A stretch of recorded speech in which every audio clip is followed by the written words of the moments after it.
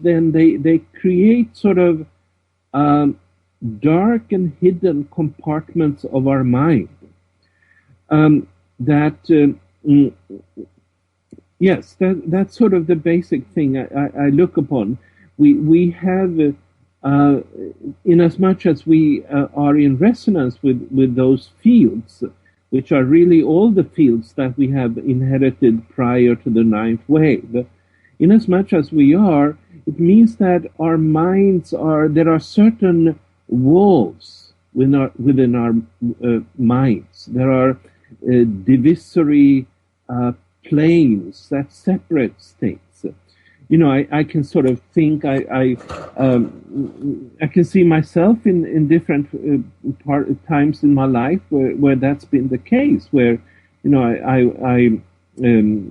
a long time when I was a laboratory scientist, there were big parts of everything religious or spiritual that were simply, they were hidden behind this internal wall in my head. And we then there are all kinds of other kinds of walls, I would say, mental walls that we simply say, no, I don't want that. I'm not open to that. I'm not open to whatever. I'm sure we all have it, and the mind is full of walls. And what you might expect, though, from this transformation that we're in now with the ninth wave, it's that it's going towards the transcendence of these different walls. And as a consequence, we will not, it means that we are all becoming more psychically open, you might say. And it also then means that we're becoming more transparent, and it means that we're becoming more transparent to others. So other people will be able to read us better, you might say. On the other hand, that might sound very juicy and fascinating to be able to read us, but it might also be that as we go into this kind of unity consciousness, it may not be that much needed. We would just feel that a certain person is very transparent, and we don't really need to read the mind of that particular person and sort of use our psychic abilities, because that might become less interesting even as we become more and more transparent. But my basic idea around this is that this particular unity consciousness wave, the ninth wave, that it transcends our internal walls and separating lines of our mind.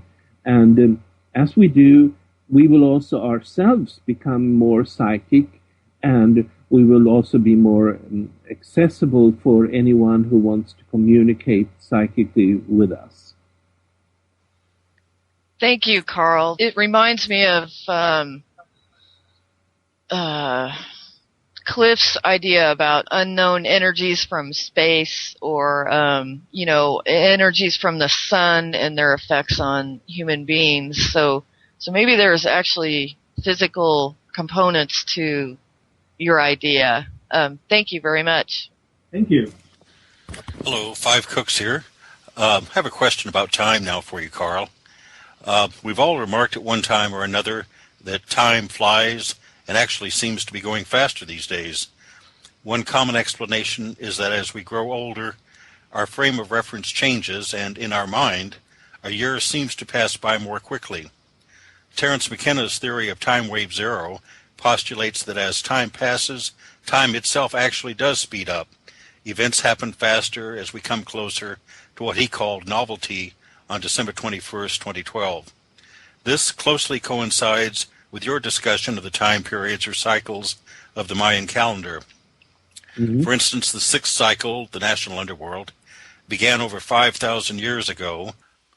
Our current cycle began in 1999 and will be only 12.8 years. Even though the time periods are becoming shorter and shorter, from 5,000 years to 256 years to 12 years. As we come closer to the end of the Mayan calendar, the last cycle will last only 260 days.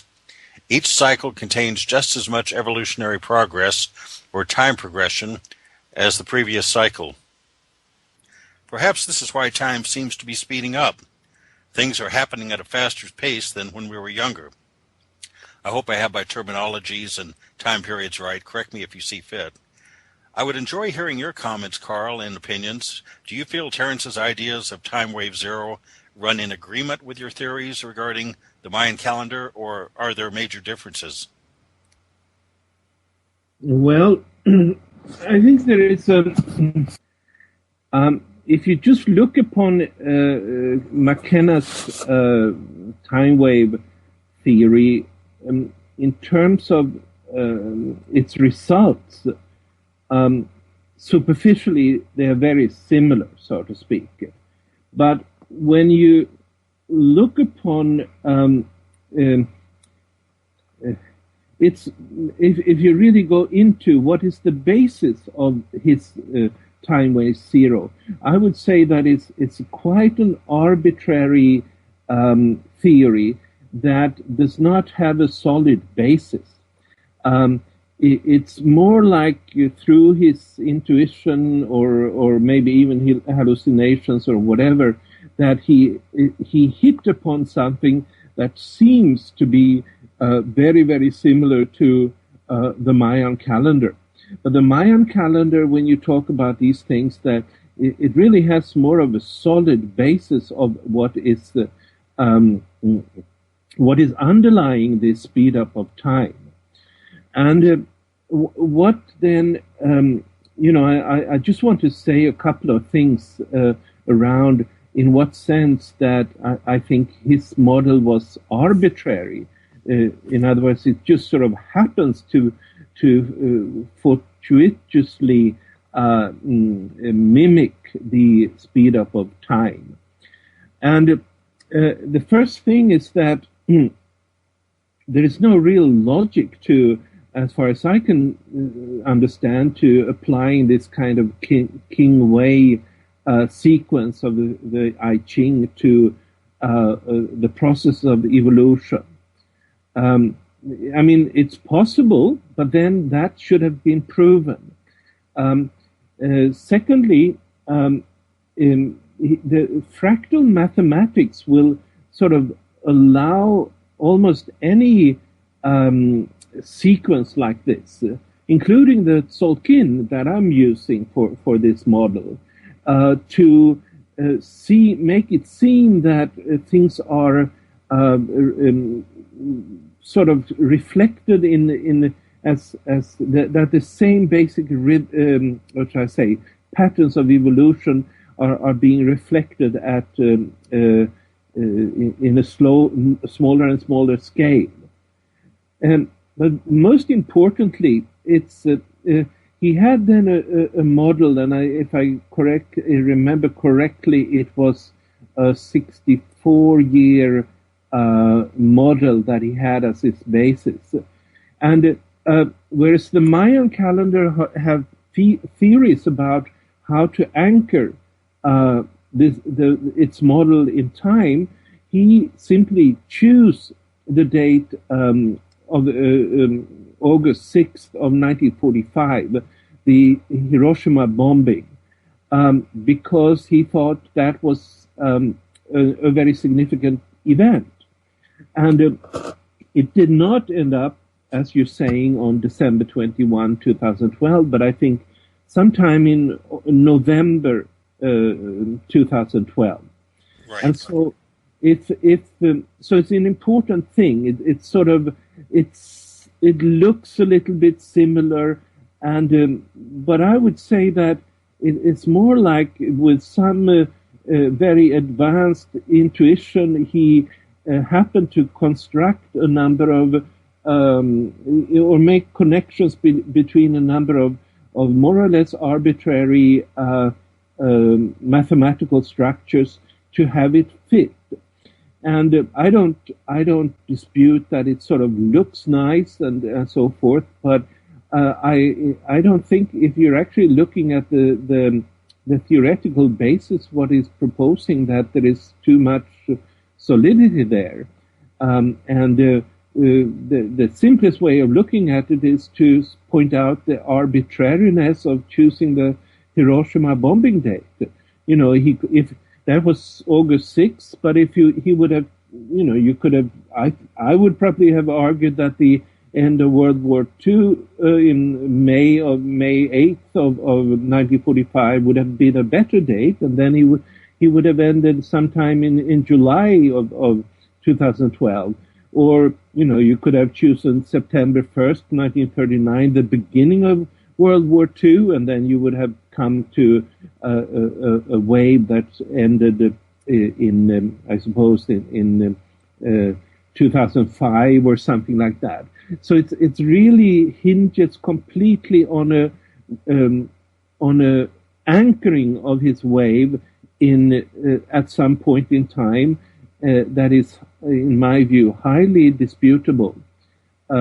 So that's the difference here. When you look at the model of the Mayan calendar with its speed up of time, because each wave carries a highest frequency, it's not based on one singular thing like the Hiroshima bombing. It's based on empirical evidence that is coming from so many sources, and it's a multitude of anchoring points at each particular wave that anchors the wave and leads up to October 28, 2011. So I must say that it's both theoretically and also in practice a very it's a superior thing compared to the time wave zero, and especially now when the calendar is coming to an end. This is the difference of a year or something like that is just means absolutely everything in our ability to understand what is happening. Okay, thank you, Carl. I've always been fascinated by Terence, and I appreciate your angle on that too. Thank you. And I guess our next question is coming from Jim D. Thank you. Hi, Carl. I have a few questions for you. They're mostly on consciousness. Okay, so the first one is, you said that astrology keeps repeating itself, whereas the Mayan calendar actually accounts for time and how consciousness is changed by time. So are you saying in essence that history never really repeats itself because time itself has a consciousness and everything is always evolving and changing and never the same because time itself is actually somewhat alive? Oh, well, no, I have not thought of it in that way, and it's an interesting angle. I guess what I've been saying is that I have emphasized that the Mayan calendar is not cyclical. The Tzolk'in is cyclical, I agree with that, but